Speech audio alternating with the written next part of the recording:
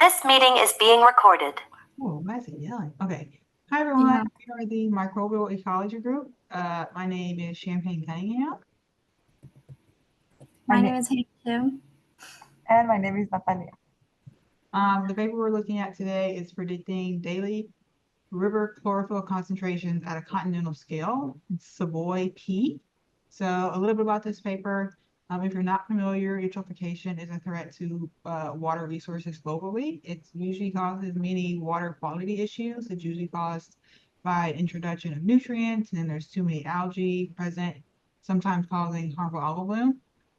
And chlorophyll is usually measured to measure your total algal abundance in a body of water. This paper used multiple databases that provide water quality data, and the examples of the water quality data they collected is things like turbidity, total nitrogen, discharge, temperature. They used USGS's NWIS, NEON, and some Aquaset data. Their first research goal was to determine how to advance technology in broad scale predictive models of river range, phytoplankton, chlorophyll concentrations. And then their second research goal was to use a robust approach of withholding entire sites from model training during both cross validations of their models. So their methods, they use a data set of chlorophyll A, in situ water quality variables, again, from multiple data sets, and broad scale meteorology to model daily chlorophyll concentrations. It was 82 river sites across the United States, and they also used machine learning to predict daily chlorophyll concentrations. And several challenges of broad scale modeling were investigated. So this figure is a figure from the paper itself, and it shows their methods and how they went down the process of cleaning up their data, selecting data from data sets, and then how they validated their model. Something we realized as a group is that we're all not that familiar with machine learning and modeling. So this part was a little shaky for us, but we're working on learning it. So for that data set compilation, they got that Aquaset, NWIS from the USGS, and of course our lovely NEON chlorophyll data. They processed it and then compiled that entire data set and at those 82 sites with a total of 25,706 days. And then using that model validation, that model data set, they had a few tests and trained their models based off the data they had. Natalia, take it away. Yes, so the results, we outlined it in two principal results that we found out in the paper. First, about the models, the predictions they were able to do were very, very good, and they correlated really, really high with the in situ data. However, the accuracy of the models were not as good whenever they apply the models to new sites. So basically, the models were good at the sites they used for construct the models, but whenever they were trying to apply to new sites, the models didn't work that good.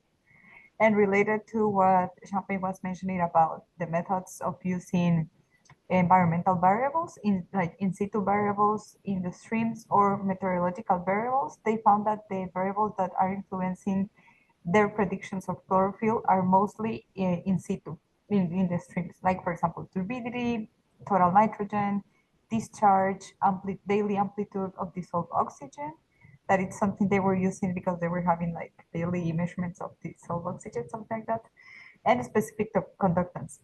But whenever they tested the meteorological data, they had less impact, like for example, precipitation, air temperature, and photosynthetic active radiation.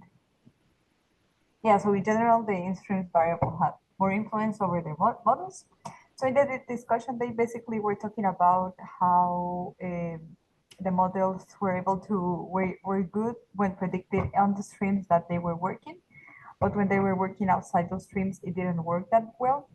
And that was like one of their goals, because they wanted to be able to have models to predict across large scales chlorophyll, but they still have a large scale, at least larger than they talk in the introduction.